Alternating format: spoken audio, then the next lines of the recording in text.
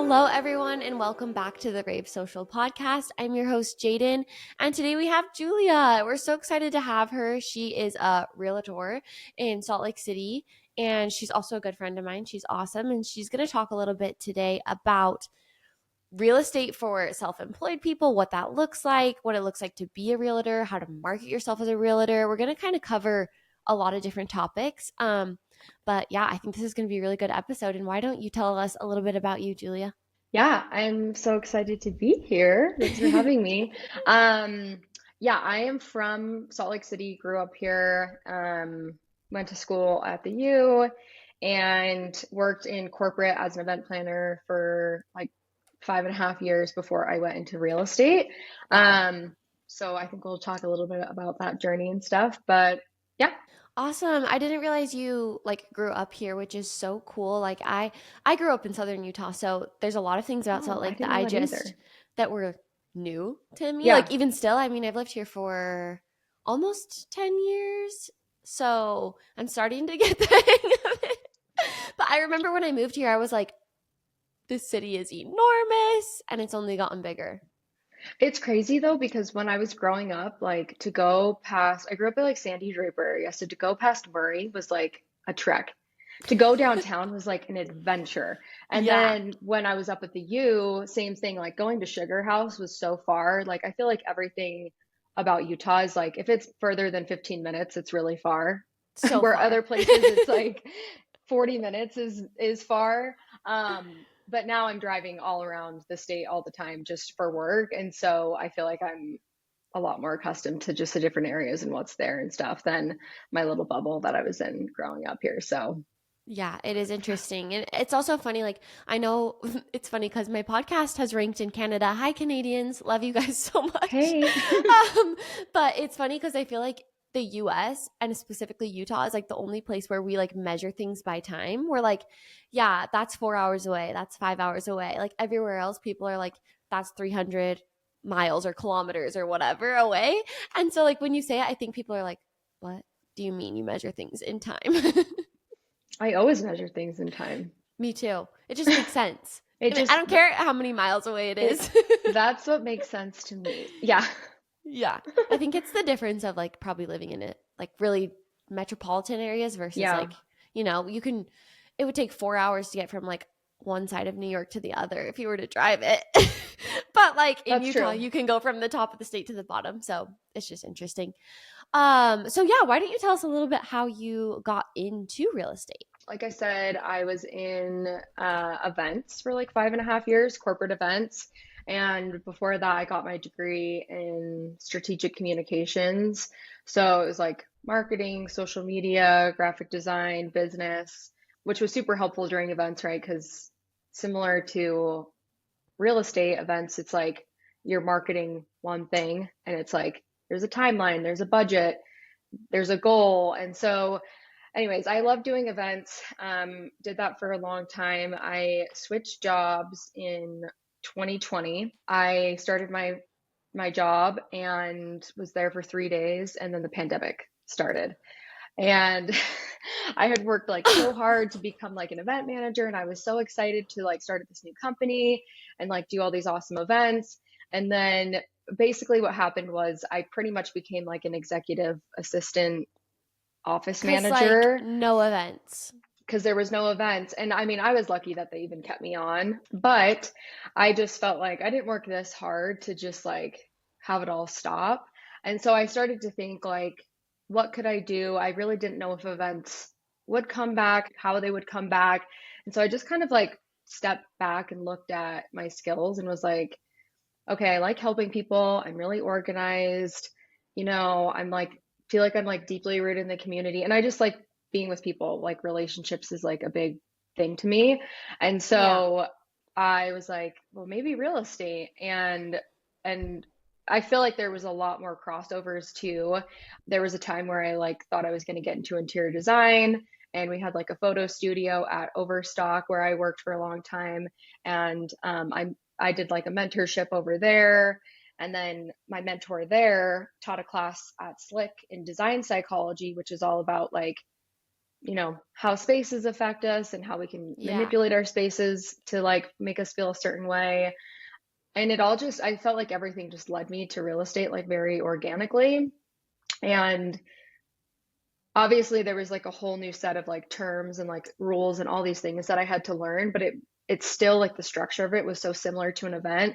A client's going to come to me with a budget, a goal, a timeline, and I'm going to like project manage that and market at that and then Yeah. just nurture that relationship and then nurture relationships with all like my vendors too. So it's just kind of grown pretty naturally and it's always felt pretty natural, I think, because of all the things that led me to it. So That's so crazy. My last podcast episode was with Aubrey, who is a photographer, and she was like, "Yeah, I had this huge career going, and then 2020 hit, and everyone canceled all of their weddings." She was a wedding photographer, and she's like, and then I was like, "Oh no, what am I gonna do?" Like, and then she ended up shifting into stock photography, which is awesome, and it's very similar to like what you did. You were like, "I'm in this industry, and there are crossovers between this and like real estate, so I'm just going to shift, like into something else that can suit my skills," which is so cool. Like that was such a scary time, and to be able to just shift like that just shows like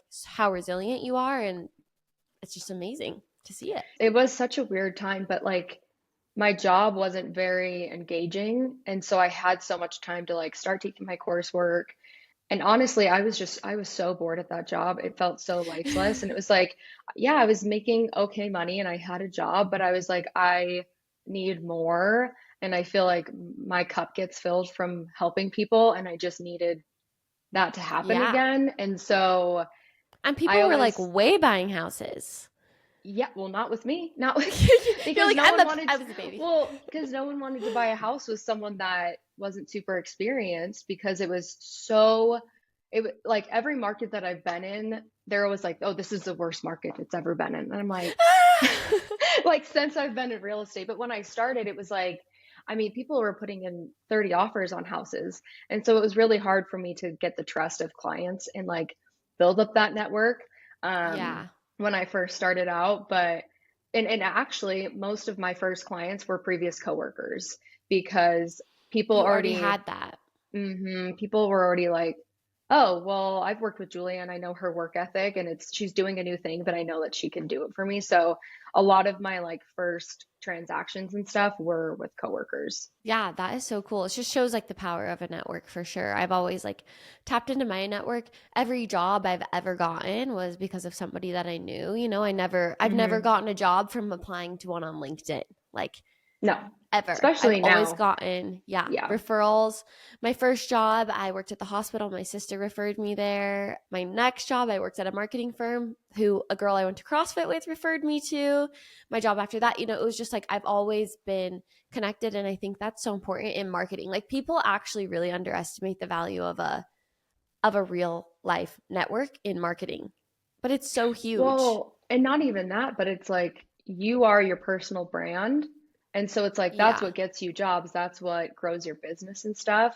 Whether people look at themselves as a personal brand, even if they work for a corporation or not, or they're an Yeah. entrepreneur, I feel like still there is a brand that you're reflecting to people on the outside every time you're interacting with Oh, them on social yeah. media, and that affects what comes or doesn't come your way, you know? Yeah, I've said that before on this podcast that like you have a personal brand even if you don't think that you do.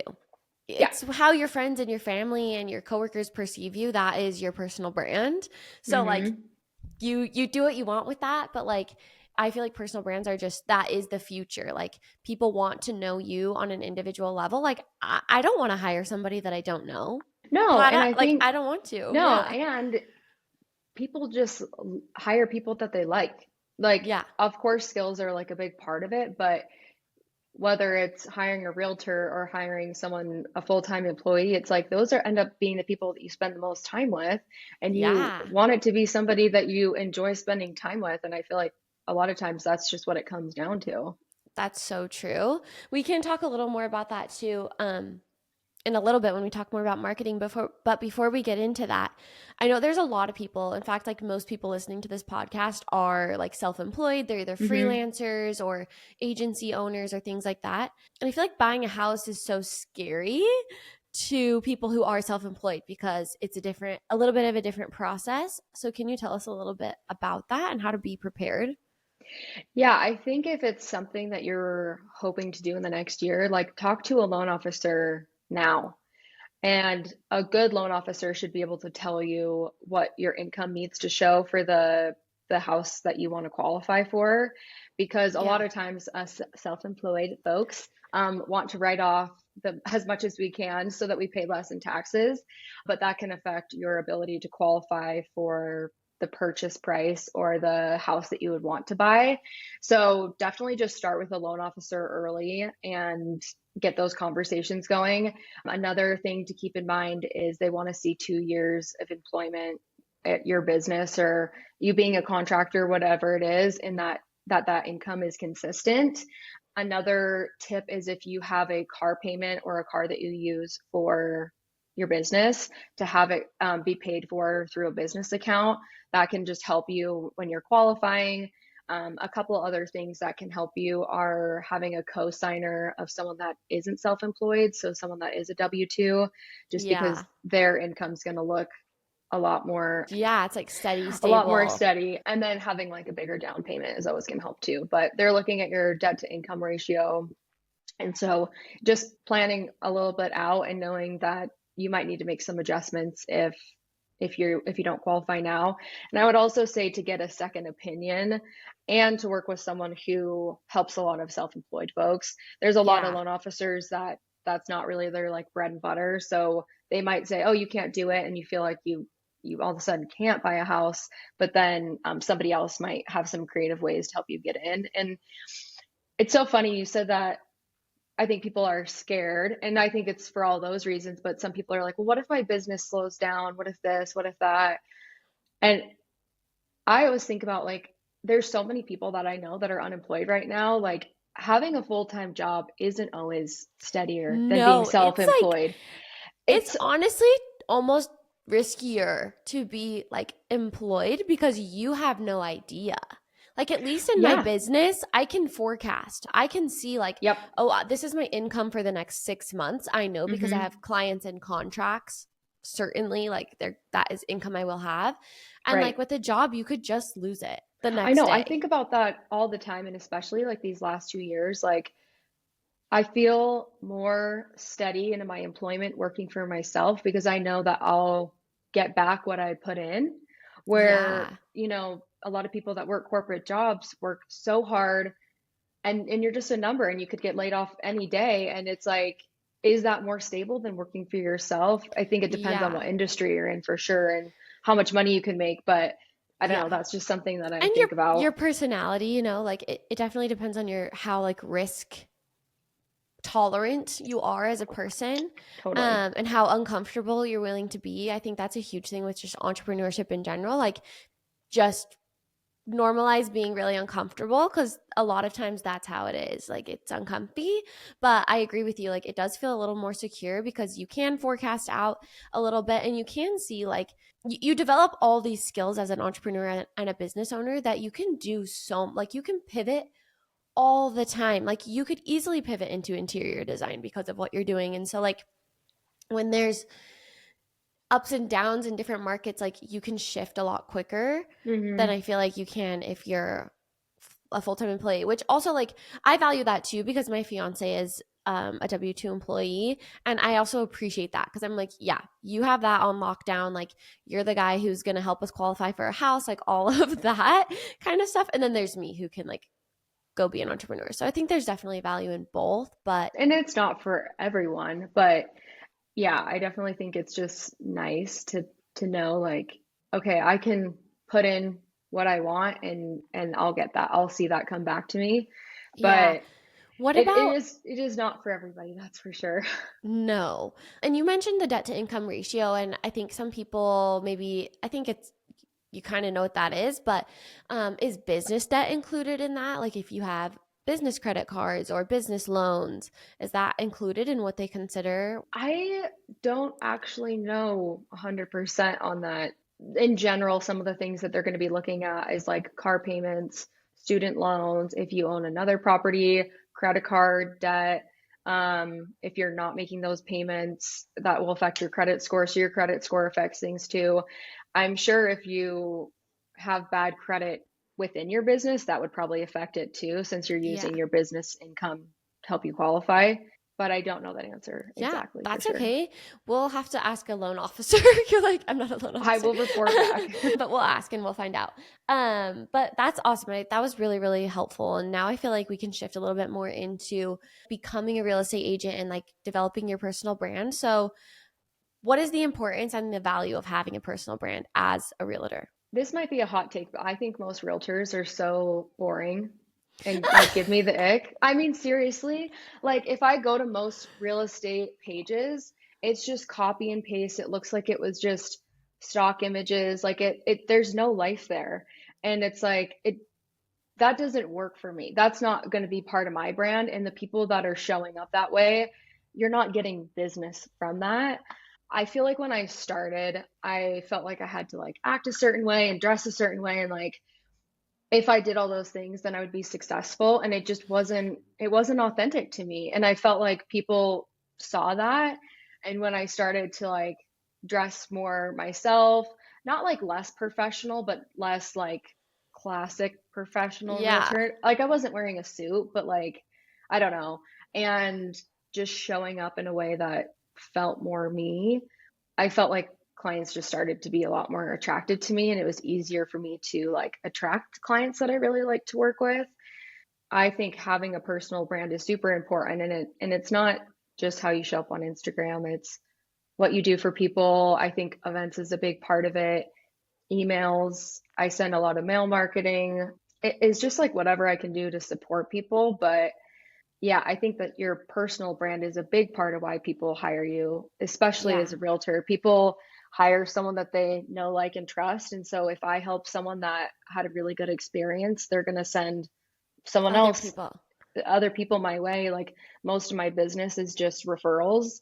So a little bit off social media and a little bit from my marketing, but I'm not someone that door knocks or cold calls or does some of those more, I guess, classic real estate tactics.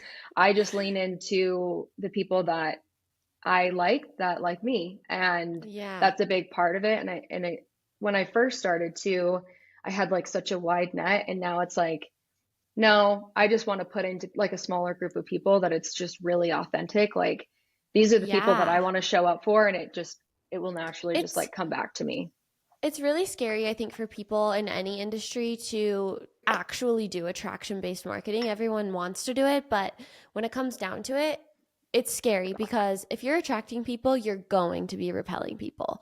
And when people don't like you or don't want to work with you, that can be hard to stomach, especially if you're hungry for business, you know? But at the end of the day, if you can hold out and get comfortable with people not liking you and not wanting to work with you, then you will find the people that like really genuinely do want to work with you. And that's so important because if you work with people who don't want to work with you, it's tragic. I've done it and it's a It's not battle. like a good exchange of energy. And I think now I'm at the point, this year I came to the point where it's like, I don't have to just be a good fit for them. They need to be a good fit for me. And I Yes. know what boundaries to set. And like, I'm very like system based. So if someone comes to me and they're like, hey, I want to buy or sell, I'm like, okay, this is what the process is going to look like. This is where we start. And if they're Yeah. like, no, I want to do this, I want to do this, it's just telling me that they're not serious and they're not respecting my time. And so I can get those indicators pretty quickly. And because of that, like earlier there was this year, this girl was like, I just want to see houses. I just want to see houses. And I'm like, you need to get pre-approved. I don't want to just blindly show you houses that I don't even know if you can afford. She's like, no, I've got a great job. I totally can. And I'm like, yeah, but I don't know that. That's great Yeah. that you're telling me, but I don't even know you. And so she just kept saying, well, let's just go see more houses. And I'm like, we need to get you pre-approved. We need to do the buyer consultation. I want to make sure that I have a good understanding of what you're looking for. Looking for. She's like, well, I'm not going to do that. And so I was like, okay, I'm not going to work with this person. And Okay. I'm so, not going to show you houses. yeah, I'm like, I'm going to set the boundary. So I was like, okay, I actually don't have time to take you on as a client, but you can work with my assistant and I will be part of the process. And she's great. And she's like, oh, well, I'm actually going to work with somebody else. And I'm like, well, You're you like, asked me to show okay. you a house tonight. Like, that's so So weird. sometimes the rejection is hard. Not that that was rejection, but it's like, if you're not willing to be a part of my process, I know you're going to waste my time. And I would rather figure that out early in the process than not. And Yeah. so I think too, I'm getting to the point where I'm like, there's a lot more power in saying no to things than saying yes, and knowing what things to say yes and what things to say no to. Oh my gosh, that's like the craziest thing ever. And like it's hard for a lot of people. It's so hard for me. I just recently figured out how to say no. I did a podcast episode on it, but I was like just saying yes to so many things, and I think it came from a place of like I was so hungry for like friendship and connection and whatever because I didn't have that. So I would just say yes to everything, every client, every opportunity, everything. And like there's value in that. But then I got Hmm. to a point where I was like, I'm dreading my life. I'm dreading waking up because not only do I have work, but I have all these other commitments that I've said yes to that I don't want to do. And that affects your job, it affects your clients, it affects everyone. And so like you Yeah. have to be able to say no, because imagine you take on that client and she's like, yeah, show me this house. You show her 10, 20, 30 houses and you're still working with your all of your other clients. Like you can't give your other clients that energy because you're giving it to that girl who doesn't care or respect you Or I could really. be missing out on someone who like is Yeah. this amazing client. Like, Yes. and I think there is a season to say yes to things, and Yeah. but it's knowing what to say yes to. Like I feel like right now there's just like a bunch of things that I'm excited about. And I'm like, I'm going to try this out. I'm going to start saying yes to these things and start saying no to these things. But like, and I feel like when I'm intuitive and do that stuff, like I get rewarded really quickly. Like Oh yeah. I'm a big manifester. And so anyone that's into manifesting, it's just picturing something as if it's already there and just knowing that that's the only reality. And so I'll do what's called like scripting and write stuff as if I already have Yeah. it. And it's crazy. The more specific I get, or even if it's more vague, like those manifestations start to come true like so quickly. Oh And my it's gosh, just it's that so crazy. I know. It's just, I loved that the reward actually does come when you are intuitive and like trust yourself. Yes, it's so crazy. I've always been a manifester too, like my entire life. That's one thing that my mom taught me. I grew up really religious, but she still really taught me about like the universe and manifesting, which I loved. I And love that. I always like tell my partner, I'm like, anything I've ever wanted, I've gotten. I've never had to tell myself no, which that sounds really privileged and entitled, but I've worked my ass off to get there. Like I've been like, I want this car. I will do whatever and to earn the money to get it or whatever. You know what I mean? Or like, I want this relationship. Like it's so funny because I manifested our relationship and different things like that. And you can manifest it in your business too. So easy. Like I've manifested dream Everything. clients. Yeah. Yeah, my dream work day. You know, I'm still refining that a little bit because I'm always like wanting to work more for some reason. But you really can do it. Side note, I manifested my relationship too. We're both engaged. Look at us. Yes, so Um, cute. well, and I think you hit the nail on the head. It's like people that don't know what they want don't get it.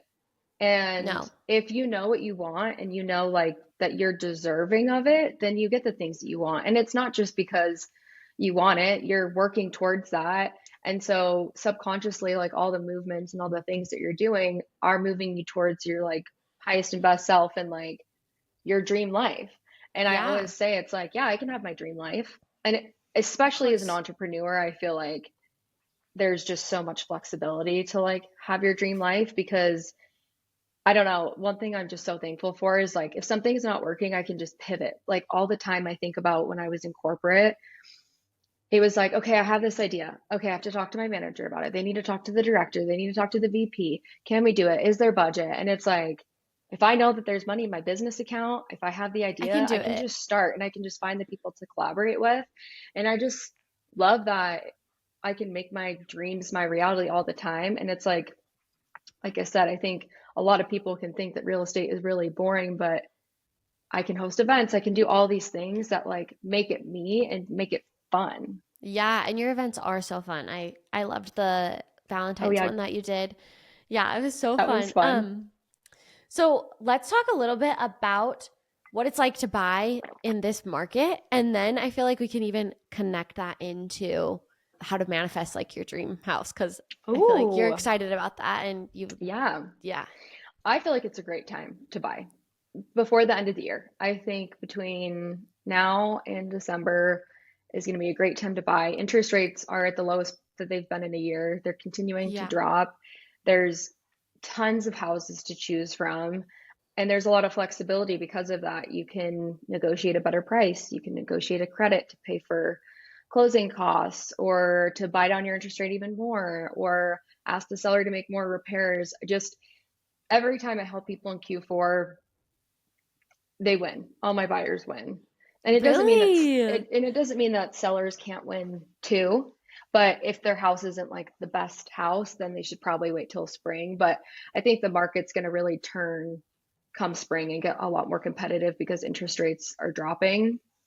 So if you have the flexibility, I think between now and December is going to be a good time to get a good deal if that's something that's important to you. What are people surprised by? I'm curious about that. Like when if you're saying you should buy in Q4, what are some things that people are generally surprised by so they could prepare themselves for that? So if they're like, "Oh, maybe I should actually." What are some things they might I get surprised think by? something that surprises people about buying and selling is that it really becomes all consuming. Like, if you're getting your house ready to sell and people are coming to look at it all the time, like it has to be clean. And like, I posted a video on my Instagram last week. Like, I went over to a client's house in the summer and they're like, we want to get our house up as soon as possible. I'm like, you can't sell it the way it is. There was like piles of stuff everywhere and like dents in the walls and like it takes a while to get your house ready. So Yeah. definitely talk to me or your trusted real estate professional about like what you should do to get your house ready because I mean, you might want to do a bathroom and you'll get 25 extra grand for the sale Yeah. of your house, just small things. But and then for buyers, I mean, you could be out every weekend. And sometimes you have to go right when the house is listed to go get in and make so I think it just becomes really all consuming. And so not that people don't buy and sell in busy times of life, they totally do, but just kind of know like this is gonna be a priority and it might kind of take over a little bit. Yeah, yeah, that's super interesting. So then why don't you tell us a little bit how to manifest that? Like how would you recommend somebody tries to manifest their house, their next move? So I think it's kind of like a mix of like manifestation and psychology. So like I'll always do like a buyer consultation with my clients before we go out and look. And one of the questions that I ask them is like, tell me about what's your dream home? Explain it to me. Like, what's the floor plan? Is there natural light? Is it brick? Like, tell me everything that you can think of that you like about houses. And a lot of first time home buyers I work with, they're like, well, I can't get my dream house. I can't afford it right now. And I'm like, no, you probably can't, and that's okay. But you explaining what's important to you and like what makes it a dream house to you, I bet we can recreate or find a lot of elements that will make it be your dream house. And I think people need to realize, like when I bought my house, it was a shithole. It wasn't my dream house, but I've made it my dream house. And Yeah. now it looks like my Pinterest board. And so to just kind of give yourself grace that like you need to have the imagination that you can make anything your dream house as long as the bones are good, which again is kind of like an ick realtor term, but like I'm talking like, okay, does it have the garage? Are Does the it have a bones yard? good? Does it have a yard you can work with? Is the floor plan work for you? Like number of bedrooms, whatever. But one thing that I always ask people to think about is a lot of times we're trying to like recreate spaces that we had a lot of like fond memories in growing up. So whether that's like your grandparents' house or the house that you grew up in, I feel like a lot of people subconsciously are trying to recreate that space. Like, I just want Oh this yeah. grand room. I need to have a fireplace. I want a trampoline. I want a sunroom. And so when I say that to people, a lot of times like all these things flood in and they're like, oh yeah. And it's funny, like I'll help people buy houses and they're like, this is the exact same floor plan as the house that I grew up in. Or they'll say stuff like this looks just like the house that I grew up in. And it's really cool to have people make that connection, to help people make that connection because like I said, with manifesting, a lot of the things that you're manifesting were already there. And so knowing that it is possible, but you need to kind of be creative. I mean, if your budget is for maybe like a condo, maybe there's going to be less flexibility there if you're like, I really want a Yeah. yard or things like that. But I think just being flexible and knowing that it doesn't happen overnight, but you can slowly make your dream house too, as long Yeah. as it has some of those elements. So Like you're taking a step towards your dream house too by maybe buying whatever house, like one of these houses that's available to you now could be like a stepping stone to getting into your dream house. So I think that also, like, that's part of manifestation too, is that like there's sometimes steps, there's little journeys you're going to go on that are getting you closer to definitely, where you want to be, even if it's not exactly what you dreamed of this second. It's like you're on your way, you're going to get there. totally. And some people might not ever make it to their dream house, and that's okay. Or maybe it's your third house. And so I think just Yeah. being flexible with yourself, but knowing that even getting into a house and knowing that that's doing something and doing something good, that's like moving the needle for you to get to your dream house. Yeah, I love that. So I also loved what you said about the psychology of buying a house. That made me even consider like, oh, what? Because I'm like, what the heck? Like, I love these little, I don't even know what they're called, but I love the neighborhood that I live in. The best, And it's my like, favorite I've neighborhood. never, yeah, it's insane. Like, it's hard for me because we're renting and I'm like, the houses here are just definitely dream home status. It's going to take a second to get there. So I'm like, I just guess I'm renting forever because I love this neighborhood. But it's funny when you said that because I look at these houses and I'm like, why do I love them so much? And then it's not my childhood home, it's my grandparents. Like they've Mm, always lived in like these beautiful brick homes, not necessarily this style, but these beautiful like reddish brick homes. And that's where all my best memories were made, as a kid. So it's yeah, funny. It is there's something like psychological. magical about it, like it's safe.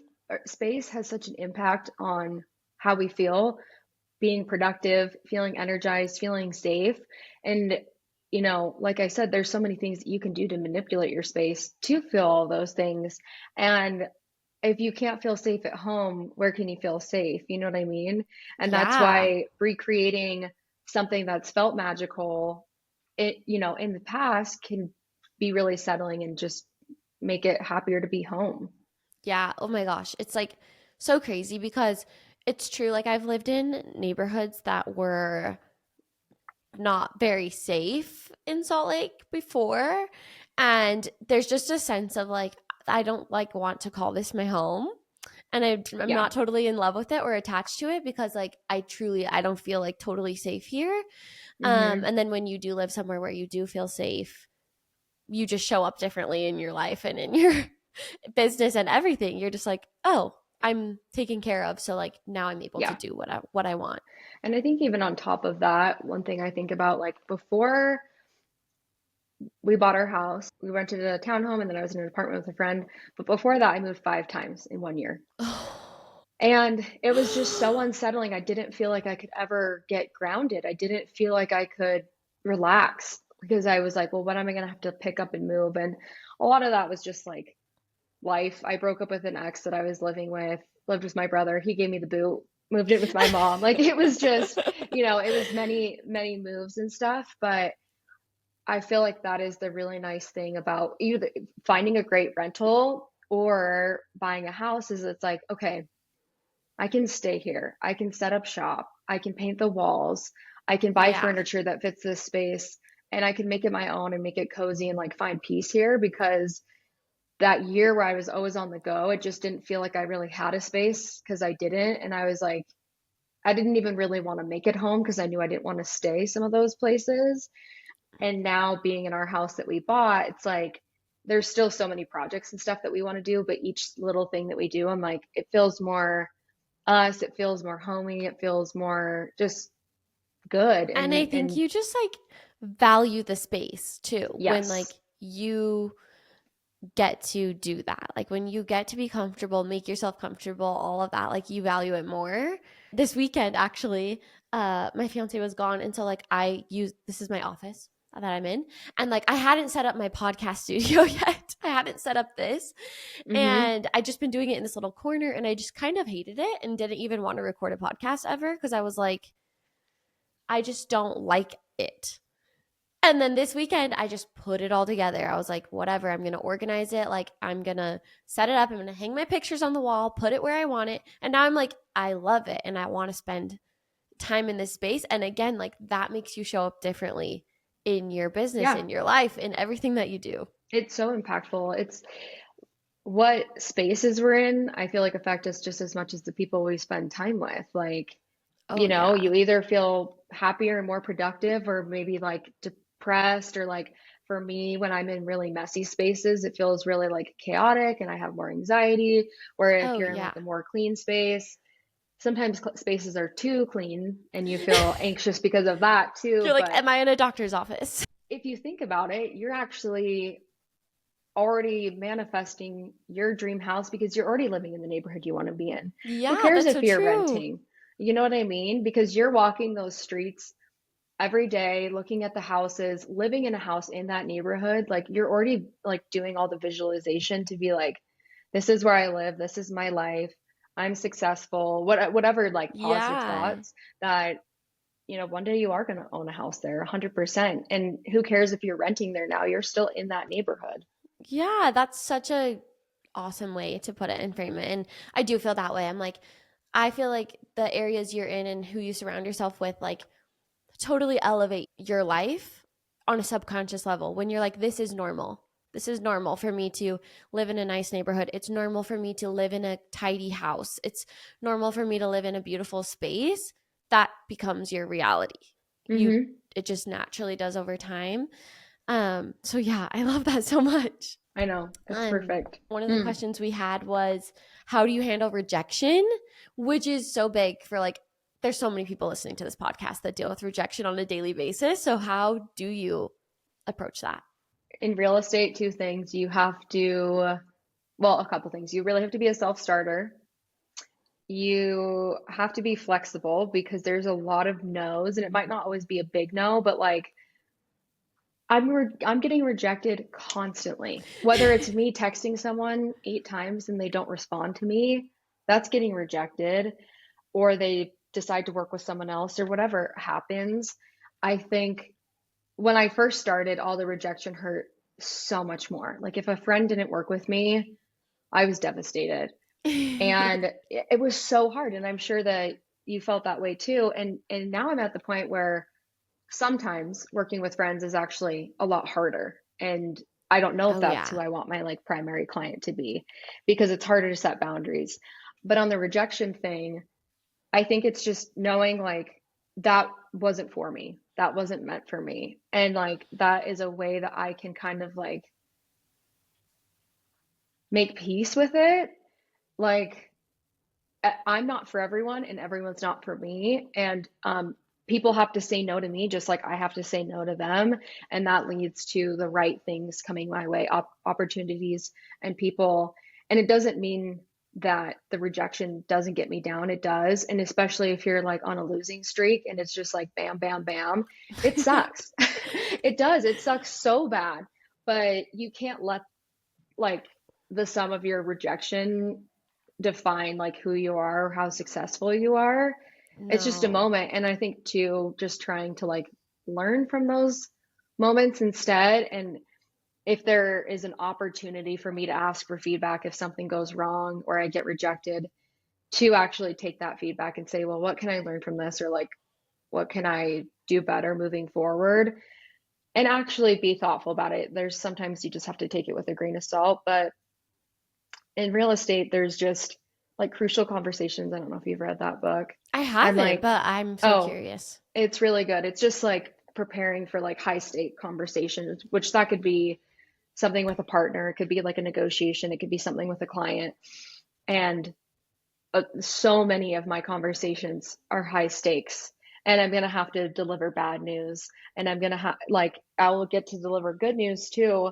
but just remembering that there's only so much that's in my control, and I can take accountability for my mistakes, but I don't need to apologize for things that are out of my control. Yeah, and I think when you're young, you're taught like yes is good, no is bad. Like, because a lot of like in your childhood as you're growing up, a lot of times you're told no to protect you or because Hmm. that's bad or not allowed or whatever. And then as you get older, it's hard to like reframe that to be like, no isn't bad. Just because someone tells me no doesn't Totally. mean that that's bad or I'm bad or whatever's bad. Like, no doesn't equal bad. No can also be neutral. It can just be an exchange. Like, no, I'm Yes, going in a different direction. I love that. That's a beautiful thing. It doesn't always have to be that it's bad and yes is good. Because I mean, I've said yes to things that are bad before Same. too. Like you get a Definitely. yes and you're like, oh God. Like I know there's been times where like I've sent proposals to clients that I didn't really want to work with, and then they said yes, and I'm like, oh, You're like, now I like have to do no, this. we have to work together. Luckily, I love all my clients, so that's not a thing anymore. But at the beginning of my business, that was more of a thing because it was like I just needed the business. I needed to get the Yeah, experience. I needed to get off the ground. So I did a lot of that. But yeah, it's I think a little bit of reprogramming that rejection isn't always negative. I would say like it's usually not negative, honestly, especially if you're no, willing and to I take feedback. I agree, and I think there is something about like building resilience and grit and kind of building a tough skin. Like, just because I'm not for someone doesn't mean that I'm not good at what I do. It doesn't mean that I'm bad. It Yes. doesn't mean anything negative. It like, and I might not ever even know the reason why that no came my way, but just making peace with that. It might not even be about me, and that's okay. Yeah, I think even a lot of times it's not about you or whatever. Like when people say no to working with me, a lot of times I'm like, I definitely have a role. Like I'm accountable for to a degree and I have a role in this, but a lot of times I'm like, that's just not what's best for them. And like, how dare I want them to do something that's not the best for them? That's crazy. 100%. And that comes into my business a lot too. Like, I'm the type of agent that it's like, if it is a good time for you, if you can afford it, if you're stoked, let's go. I like Yeah. where I would say a lot of agents are very like pushy, like, let's make it work, let's push you over your budget, let's write it up, like very intense. And I'm like, I don't want to push something on someone that's not for them. If it Yeah. is, great. And I'm so happy to be a part of your team and like, let's go. This is amazing. But if it's not, who am I to like push something that isn't for you because Yeah. it benefits me? Like, that's just not the way that I'm going to run my business. And I think a lot of entrepreneurs will because they just make it about them. But I just feel like it's not really about that. And if you focus on, if you always put the client first, it will always just come back to you because you like did the right thing. That's just so true. In all of marketing and all of business is like you really cannot come from a selfish place at all. Like it just won't work.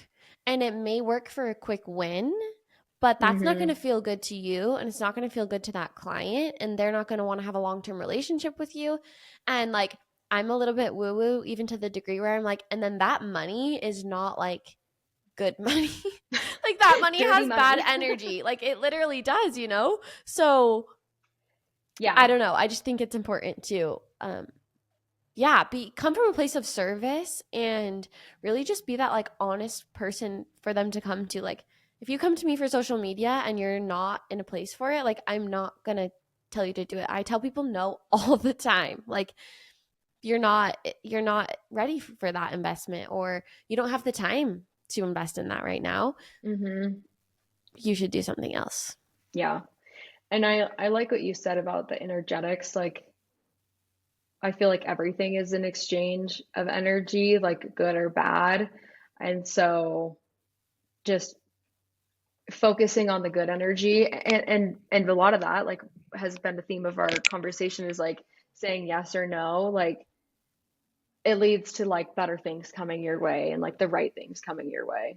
It really does. That makes me want to ask you one of our last questions. This has been such a fun conversation, but it just feels like the right time to ask, what is one piece of advice you wish you could give your younger self? And that could be like in your business or just in life or both. I think one piece of advice, always as I get older, I like think about this a lot, like to just kind of like put your blinders up and focus on you and to not compare yourself. Like some people can put on a facade of like success, whatever that is, marriage, business, wealth, whatever, and to not compare yourself, to just kind of like stay on your own journey and like blinders up, head down, what is right and intuitive for me. I just feel like Yes. whenever I get on a path of like comparing myself too much, I stray away so much from like what I'm supposed to be doing that I go on this like unauthentic path. And I'm like, wait, how did I even get here? No wonder I'm not getting the results that I want and Yes. whatever thing that I want, because I wasn't being intuitive.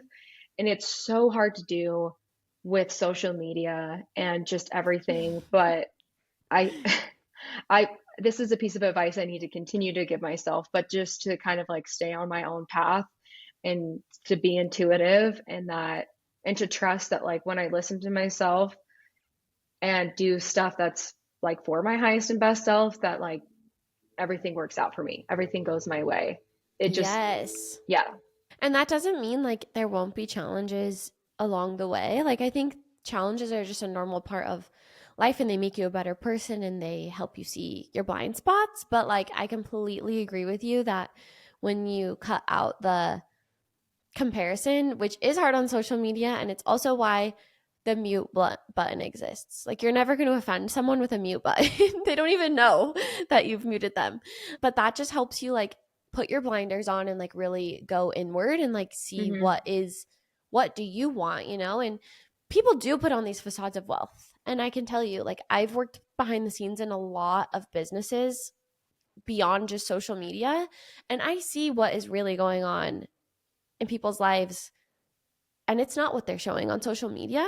That No. doesn't mean what they're posting isn't real, but it is important to just remember that there's other things at play too that you may not Yes. know about.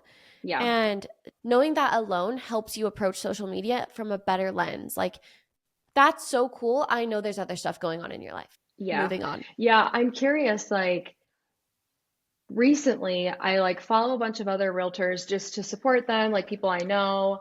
But now it's like I feel so bogged into feeling like I have to do all that stuff. And I'm like, I feel like I just need to mute all these people. Like, I mean, Yeah. you're on social media all the time. Like, how do you feel like it's easy to like stay away from trends or be authentic or, It is hard until you decide not to care what they're up to or you just mute them. And like, sometimes I go through phases where like I go through phases where I'm more insecure in myself or my business or whatever, and in those hmm, phases I really see myself like looking at other people's pages, like, what are they doing, like, why am I not doing as good as them, whatever. And as soon as I catch myself, I'm like, whoa, mute, ignore, like, what are we doing? That does not make sense. And then there's times in my business where I feel really secure and confident in myself, and in that time it's like, whatever, I don't need to mute anybody, like, I can see their content and know that I also have value. And I think that's normal. Like, I don't think you're ever going to just choose a mindset and then never waver from that. Do you know what I mean? yeah, So I think just being like often checking in with yourself and just saying, like, is it helpful for me to see this? Not really right now. It's actually hurting me. I'm going to mute them. I'll come back when I'm comfortable again. And I think that's okay. okay. So the power of mute, I need to do that. Yeah, and I totally agree with what you said. Like when I'm feeling like insecure and not as confident, if I see other like realtors that are like killing it or getting so much engagement on their content, I'm like, oh, well, why isn't that happening for me? When really, at least in Utah, you can look up people's stats. You can see how many transactions they're doing, their volume, sales price, all that. I mean, a lot of these people I can look up and I'm like, oh, wait, my business is way bigger than yours. And just to remember, Oh or my like this gosh. other like realtor that I follow kills it on social media, and she's got this like subset where she like sends people messages and stuff. I feel like it's called a community. I can't remember. And she's like, my business is so slow. And I'm like, my perception is that you were just killing it. And to remember, like, just Yes. because somebody shows that they're killing it or like that's the perception that they want, which I'm not knocking. We all do that 100%. But Everyone's to going to do it. know, but to know like that doesn't actually equate to clients or sales or like growing your own business. It is Um, so hard. It's it's so so hard. hard psychologically to understand that, but Yeah, it's true. Like when people say followers don't equal sales, they mean that. Like it's so they true. mean that. But it is so hard to really understand that because then you go look at their page and they have all this stuff is going on and you're like, well, they must be making hundreds of thousands of dollars. And it's like, maybe not. Like maybe, really, maybe not. And a lot Really, of maybe times, not. not really. No, and a lot of times not really. And it's different in your industry, but I feel like because your bread and butter just is social media. But same Yeah. thing, like a coach, social media, like you said, engagement and followers doesn't mean that they have all this money or that they have all these clients.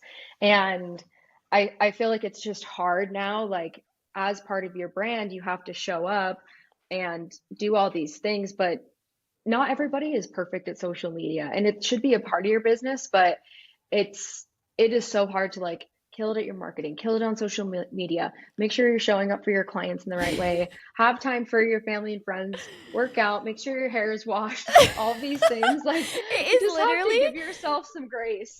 yeah, it's literally that meme. Like, I girl bossed too close to the sun because while I think it's so awesome that like we can own these businesses, girls or boys, like no, no discretion there, but like, or discrimination there, but we have it's become so normal for us to all have these businesses. Like everyone I know is a business owner. It's just crazy.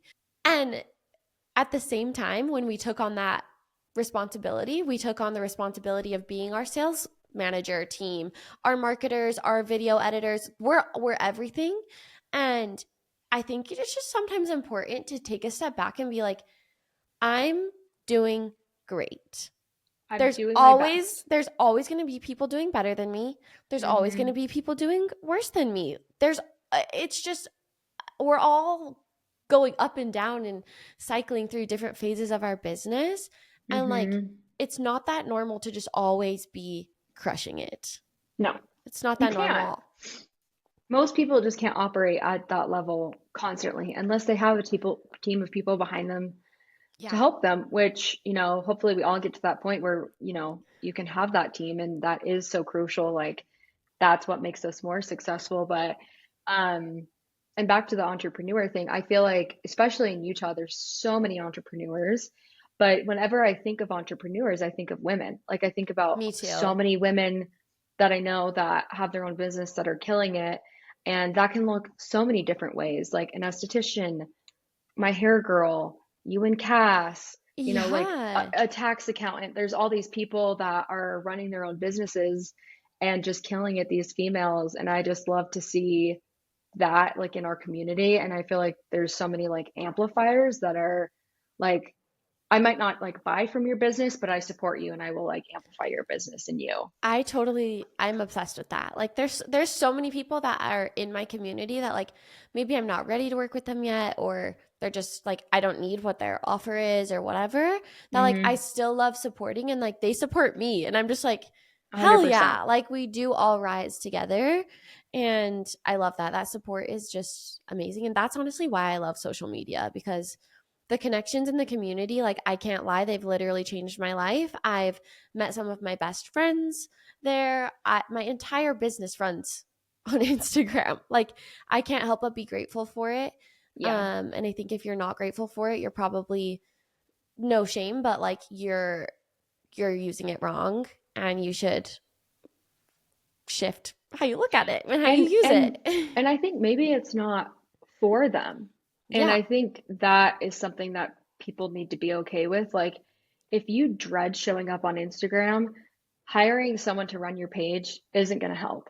Like No. maybe you just don't show up there. Like maybe you just don't put your money into that You can because do that's other you things. can do other things because that's just not authentic to you. And I'm sure you can speak so much to this. Like yeah, you could run someone's page and do it great and like do all the right things, but if they don't show up with their voice and they're not willing to like Yeah, no make their way. own videos or whatever, it's just never going to be successful. It's never going to like lead to anything. And you don't have to do it. Like, that is something I tell people all the time. They're like, I hate Instagram. I'm like, don't do it. Either change your mind Yep. and go to a different place, look at it differently, or don't use it. Like, there's Hmm. so many businesses that don't even have an Instagram account. Like, Yeah. and they're doing great. They're doing great. They're doing fine. Like, they don't need it. So you can be successful elsewhere.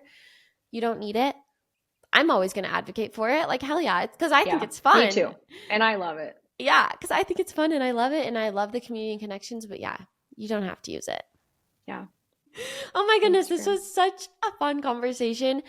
I really loved everything we talked about. It was wonderful and I really appreciate you coming on here and sharing your knowledge with us. Yeah. Thanks for having me. That was so fun. Yeah. Okay, I'll talk to you later. First, I want to say thank you so much for being here and listening to my podcast. It means the world to me, and I just appreciate this community more than you could ever know. If you love this episode or a previous episode that you've listened to, go ahead and head to the leave a review link in the show notes and leave us a review. We would really appreciate it. And we're so glad that you're here. Thank you.